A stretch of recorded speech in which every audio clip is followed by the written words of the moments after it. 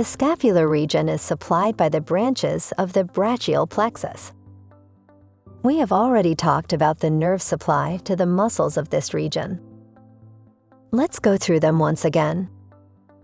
The nerves of the scapular region are the upper and lower subscapular nerves, the suprascapular nerve, and the axillary nerve. As mentioned in the previous section, these nerves innervate the muscles of scapular region. Let's talk about the three nerves one by one.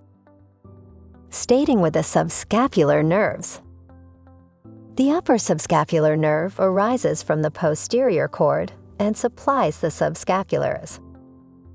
The lower subscapular nerve arises from the posterior cord. It supplies the teres major and gives a branch to the subscapularis. Moving on to the second nerve in the scapular region. The suprascapular nerve runs laterally and backwards over the shoulder. As it does so, it lies deep to the trapezius. Reaching the upper border of the scapula, it passes backwards through the suprascapular notch to enter the supraspinous fossa and supplies the supraspinatus. The nerve then enters the infraspinous fossa, where it ends by supplying the infraspinatus. The nerve also gives branches to the shoulder joint and to the acromioclavicular joint. The third nerve in the scapular region is the axillary nerve.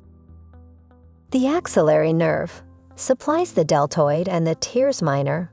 It is also called the circumflex humeral nerve and is a branch of the posterior cord of the brachial plexus. The nerve ends by dividing into an anterior and a posterior branch. The anterior branch passes laterally and forwards round the surgical neck of the humerus and ends by supplying the deltoid. Some ramifications pass through the deltoid to reach the skin. The posterior branch supplies the posterior part of the deltoid and also the teres minor. Its terminal part becomes the upper lateral cutaneous nerve of the arm. This nerve supplies the skin over the lower part of the deltoid muscle.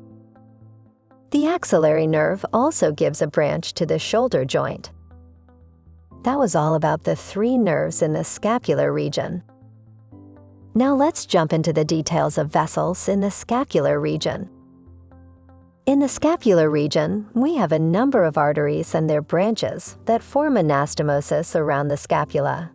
Here you can see we have two muscles that are the scalenus and the levator scapula muscles. First, in the back and scapular region, we see some arteries that begin in the neck as branches of the subclavian artery. Like the axillary artery, the subclavian artery is divided into first, second, and third parts by a muscle called the scalenus anterior. A short artery called the thyrocervical trunk arises from the junction of the first and second parts of the subclavian artery. The thyrocervical trunk divides into branches: suprascapular artery and transverse cervical artery. The suprascapular artery descends into the scapular region. This artery is seen in both the neck and the upper limb. From its origin, it runs laterally behind the clavicle. It then passes back to reach the superior border of the scapula.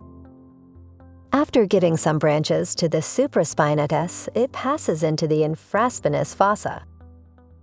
The muscles supplied by this artery are supraspinatus, infraspinatus, sternocleidomastoid, subclavius. A branch also enters the subscapular fossa and supplies the subscapularis. The other branch of the thyrocervical trunk is the transverse cervical artery. This artery divides into superficial and deep branches. The superficial branch of the artery is also called as a superficial cervical artery. It runs laterally across the posterior triangle of the neck to reach the trapezius. The deep branch of the transverse cervical artery passes laterally and backward in the lower part of the posterior triangle of the neck to reach the upper angle of the scapula. It then runs along the medial border of this bone up to the inferior ankle. It supplies levator scapula, rhomboid muscles, and the trapezius. It gives branches that pass ventral or dorsal to the scapula to anastomose with the suprascapular and subscapular arteries. Other arteries in the scapular region are the branches of the axillary artery. We have talked about the branches of the axillary artery in our video on the axillary region. The branches that are in the scapular region are the subscapular artery and its circumflex branches, the anterior and posterior circumflex humeral arteries. Both circumflex arteries form an anastomosing circle around the surgical neck of the humerus. As for the anastomosis around the scapula, on the back of the body of the scapula, the suprascapular artery anastomoses with the deep branch of the transverse cervical artery, and with the circumflex scapular branch of the subscapular artery. On the ventral surface of the body of the scapula, branches of the suprascapular artery anastomose with the subscapular artery and with the deep branch of the transverse cervical artery.